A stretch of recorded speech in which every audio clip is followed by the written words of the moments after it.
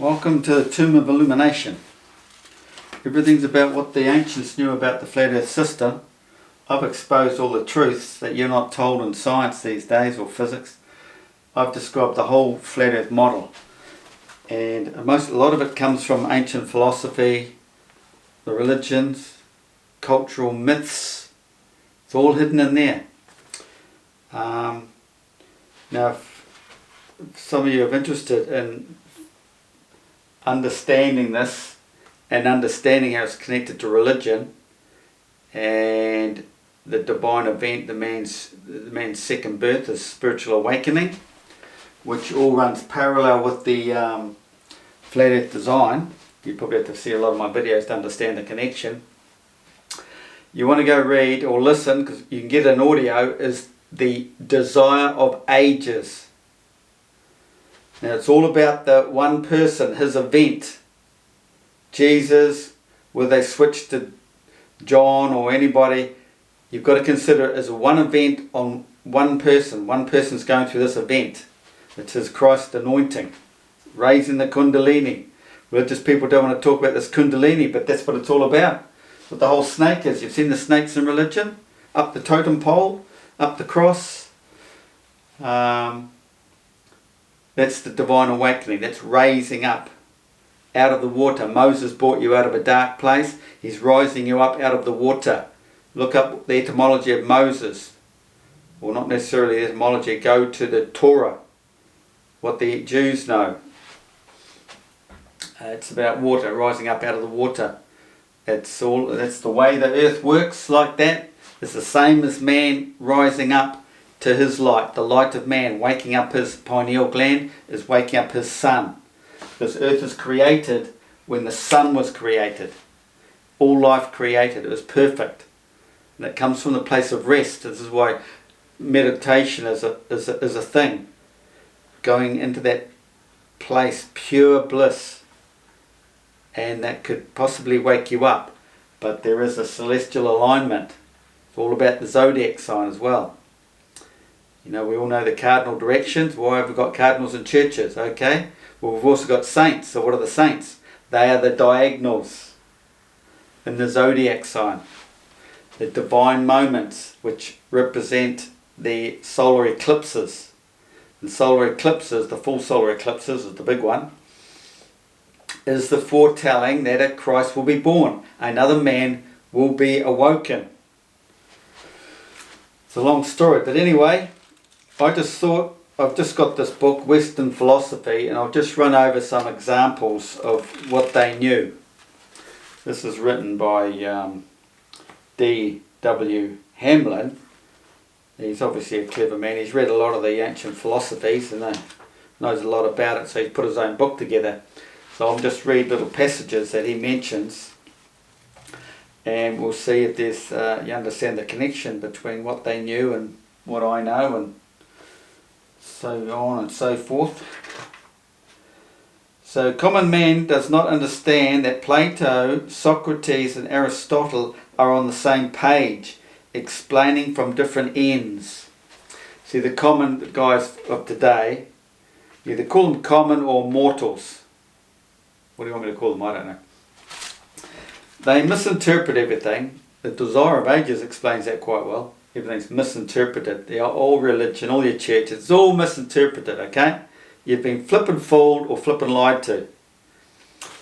So they like to think that Plato and Socrates or Aristotle are on a different page and they don't agree with each other. But no, they all know it's of the one, it's all about the one.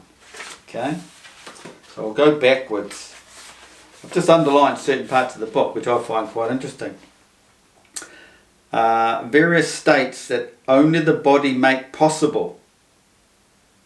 This is self-illumination once you've raised your soul. It's waking up another part of your brain. It's a spiritual connection.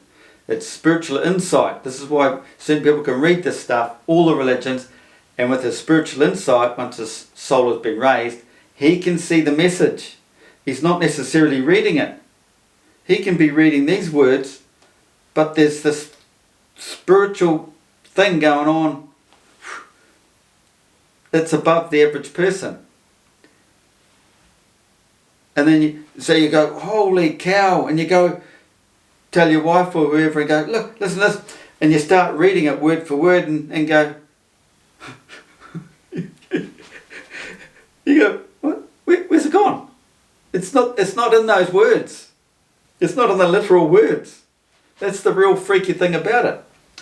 So this is where you find spiritual enlightenment.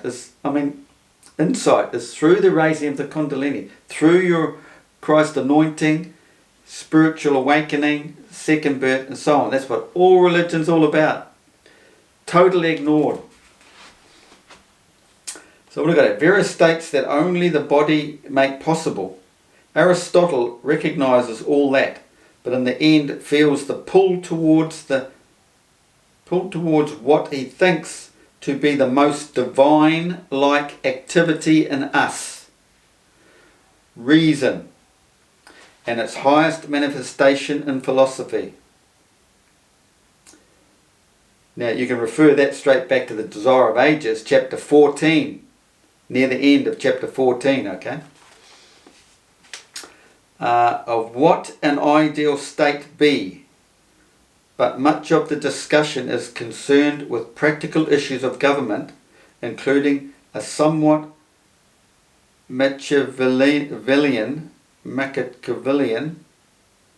treatment of revolutions, or Machiavellian, sort of mechanical treatment of revolutions and their avoidance and suppression. So this is when you go back to this model, because you need to have the flat earth model and understand it. People just say, no spiritual insight, they'll just say that I'm making shit up as I go along. But revolutions, the revolutions of the celestial bodies and their avoidance and suppression. This is the avoidance zone in the tropics. We have 2-star rotations, northern hemisphere, southern hemisphere. It's all about the avoidance zone, which is a dielectric. Seeing the avoidance of extremes as characteristic of success there. Because it's the avoidance, when you think of the celestial body, it's the avoidance around the body we do not see that gives us the image. Our pupils are tuned to that place of rest, but it creates an image for us to see. So it's all about the resting state. That's where Earth has been created from, the resting state. We've come from the black hole of creation. That's why Earth is fixed and stationary. That's why meditation is a thing. It's that dark place of perfect harmony and rest. But lying behind such considerations is no doubt the transitional Greek way of thinking about opposites, and the emphasis on measure and proportion. Opposites, we're in a dual world, it's all about the opposites. Positive, negative, male, female, up, down, hot, cold, in, out, down and out, up and in. The 2 Arctic cold places at the extremities and the warm in the middle. That's what creates the whole wind situation. If you didn't have that gap, that dielectric gap in the middle, they wouldn't be rushing to that spot. North and south rushing to each other. But then there's this avoidance zone of the dielectric gap. So it's all about the opposites, the emphasis on measure and proportion.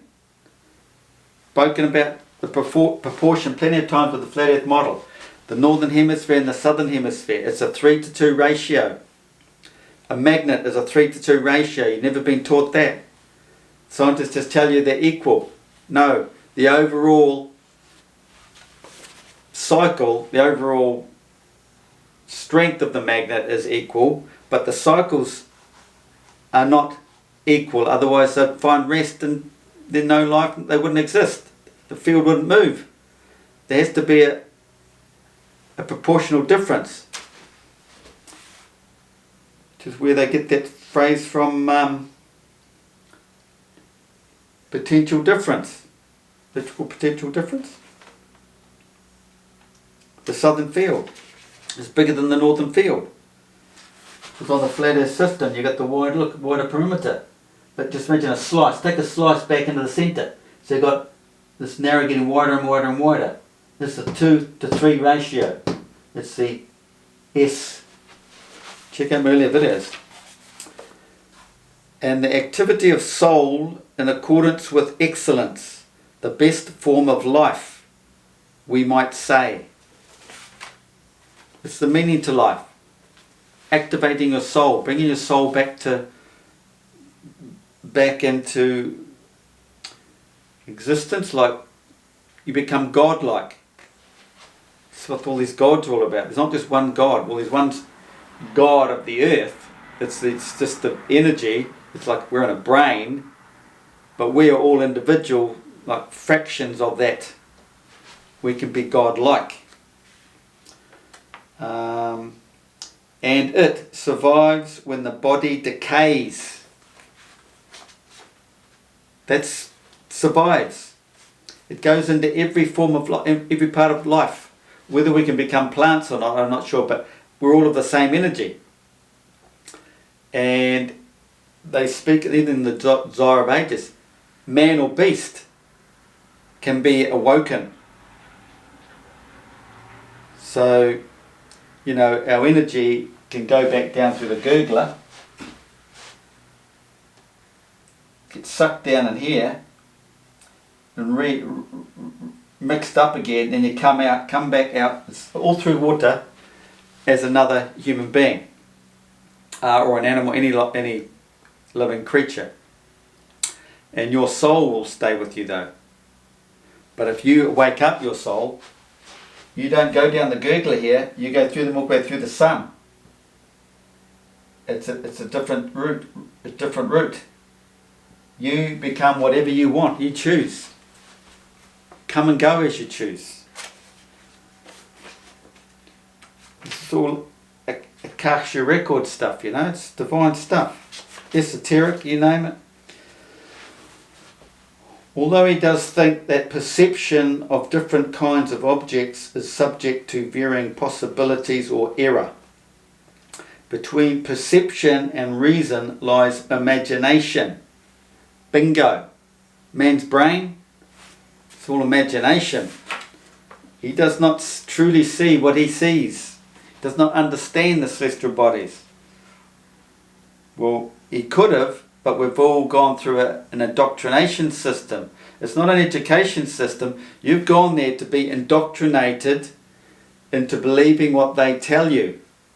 They sucker you, take you into like a science lab and get you to do the experiments, but you have to come up with their answer. It's called indoctrination. Images in the ether like reliefs. Just made a note of that for some reason. Treatment of the soul in the de-anima. Well, that sounds familiar, doesn't it? Anima. What's an anima? You know? Where's your soul? It's down that department. It's also called the dung gate. You're living in hell, dwell in hell down there. If you don't rise up, young man. Rise up, Daniel, you will see further. That's another story. The anima is typical in that it starts from a consideration of the various beliefs about the soul. The general tenor of the work is, however, very biological.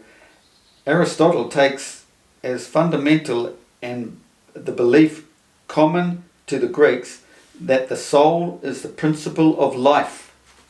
It is the meaning to life, everybody. Greeks, the good thing of Greeks is they're wise ones. They are the illuminated ones. Well, it's not just a culture living over there in Greece, wherever. Back in the day, they were there like an Anunnaki or Atlantean or prophets, all sorts of names for them. Substance, properly speaking, must be well, this whole page is all littered with lines. I should read the whole page. Essence, universals, genera and subjects. Why don't underline that? Do not know. It is impossible to go into the complexities of the subsequent discussion, which, well, maybe that comes from back here further. I should start back here, okay? Hang on a minute.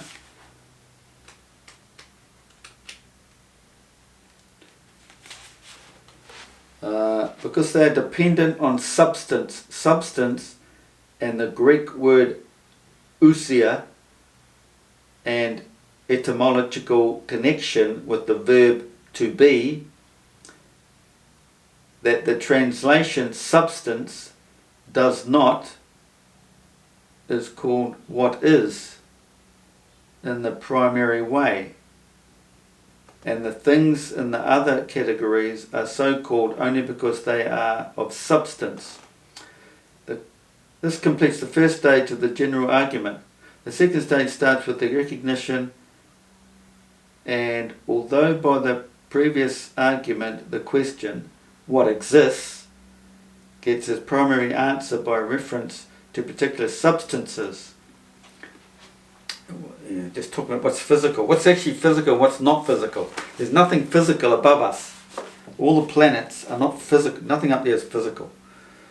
I better just stick to what I've underlined. By asking how it is to be explained in terms of matter and form.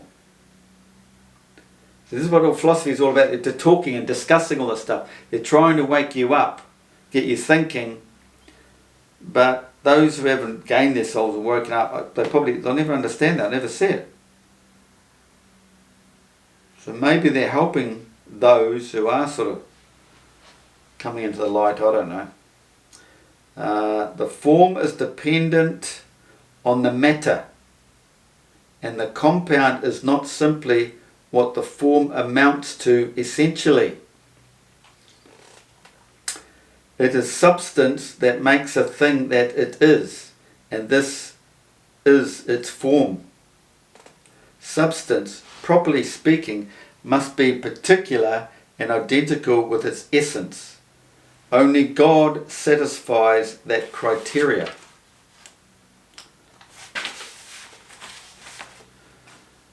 But if it is put together with the treatment in the categories, one gets some sense of the doctrine.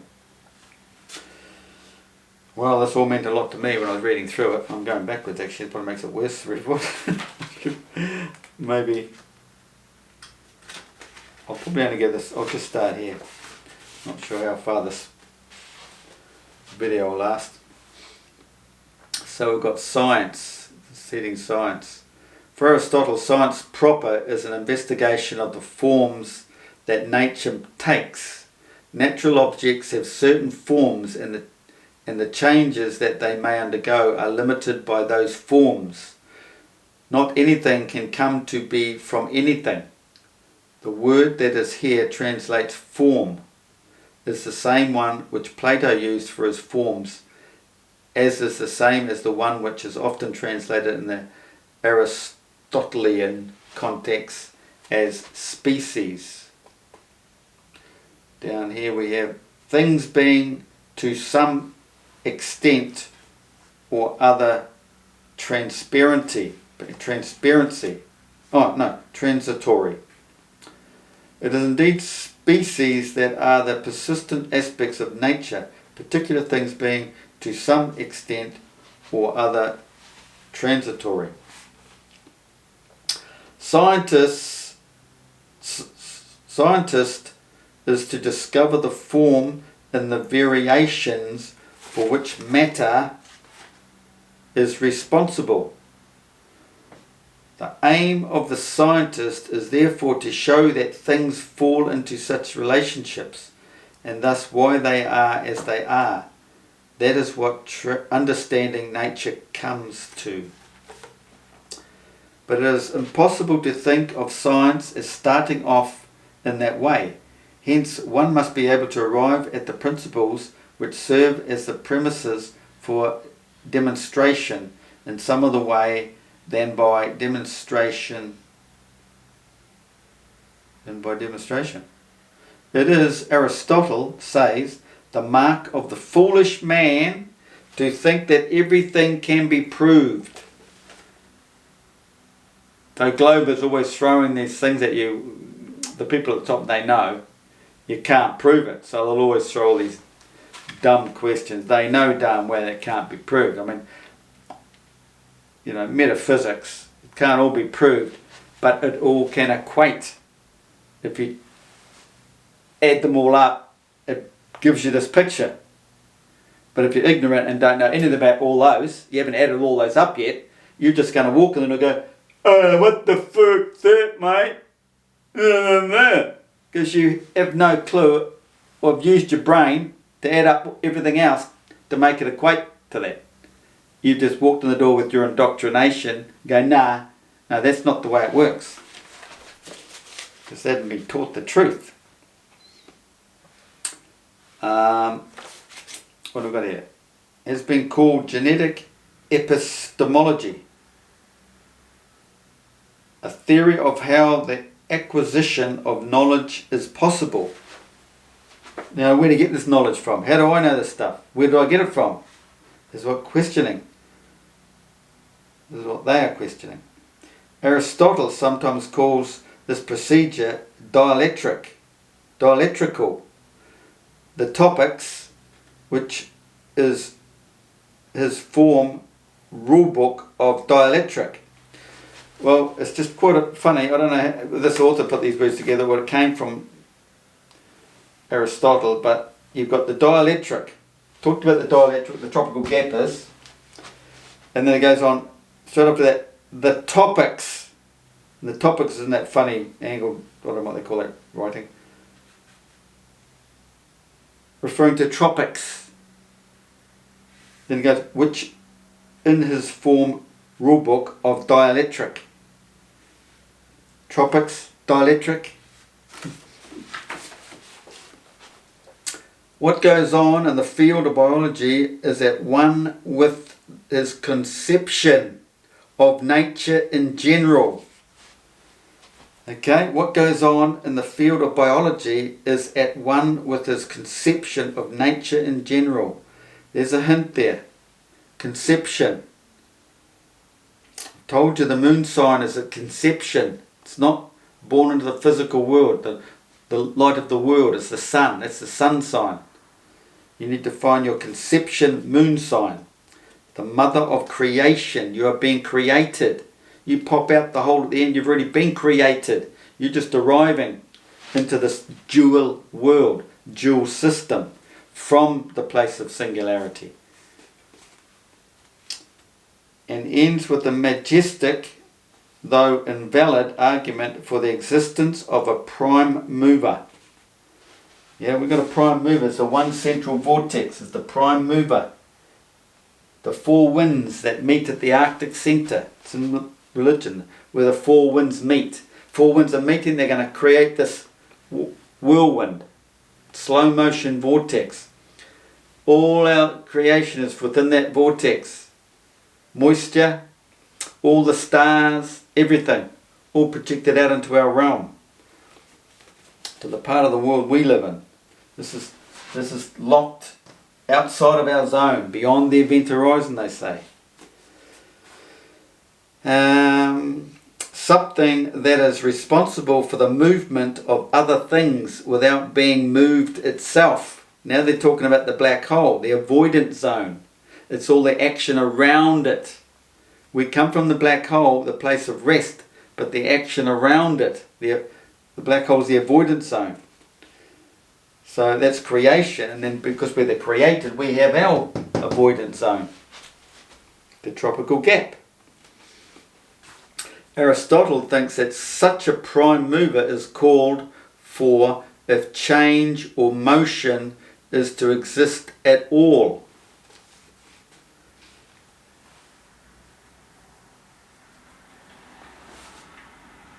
And the argument for the prime mover's existence has much in common with what was later called the cosmological argument for the existence of God. God. It's God, creation, isn't it? And it's all about sound. Out of this vortex is sound. It's like a trumpet, the amplification. The black hole's an amplifier Put your ear down on some vortex water. It's flippin' noisy coming out of there. All about frequencies. Not frequencies, but resonance, you know, which stimulated the sun, gave the perfect frequency. And life was created. Bam! Like that. We need to postulate the existence of God if we are to make any sense of the features that we observe in the world. The prime mover is indeed Aristotle's God and is called that elsewhere in his works. Aristotle says the change is the actualization of the potential cure potential. The formula has often been criticized as empty, but there is more to it than appears at first sight. Aristotle represents his distinction between potentiality and actuality as for crucial importance for understanding the possibility of change. Plato had put forward in the Sophist the notion of the power of affecting or being affected. Well, we have to have the unequal divided line, the unequal division, this potential energy difference. What have we got here? Scientist is to discover. Well, I've done that. I'm going this way, aren't I? Fact. I think I read that. Okay. It is arguable whether Aristotle believed in matter without form, so-called prime matter, but every particular thing is a combination of form with matter and comes about via the imposition of form on matter, which may already have some form, but does not have the particular form. Hence, once again, form is prior to matter.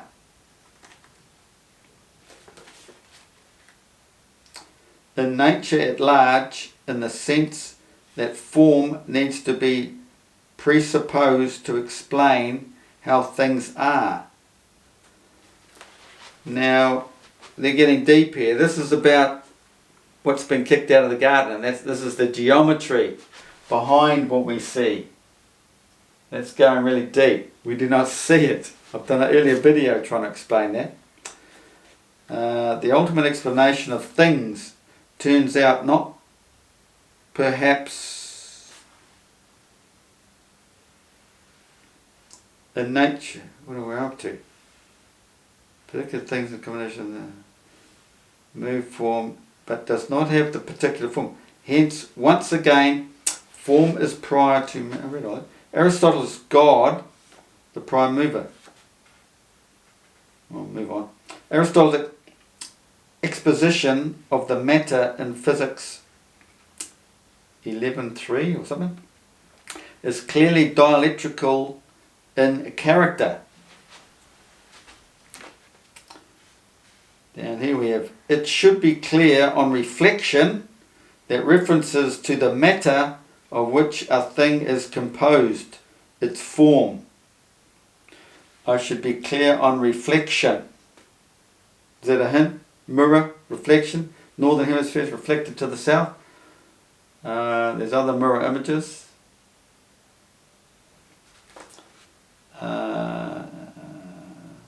Doctrine of the four causes. It should be clear on reflection that references to the matter of which a thing is composed, its form, what makes it as it is, and that for the sake of which whatever happens to it does so. Can all, on suitable occasions, provide an answer to the question why? There is nothing more than that to the doctrine of the four causes, except that Aristotle comes to separate the material cause from the other three because he generally opposes form to matter. There is, however, a certain ambiguity about the final cause. The examples that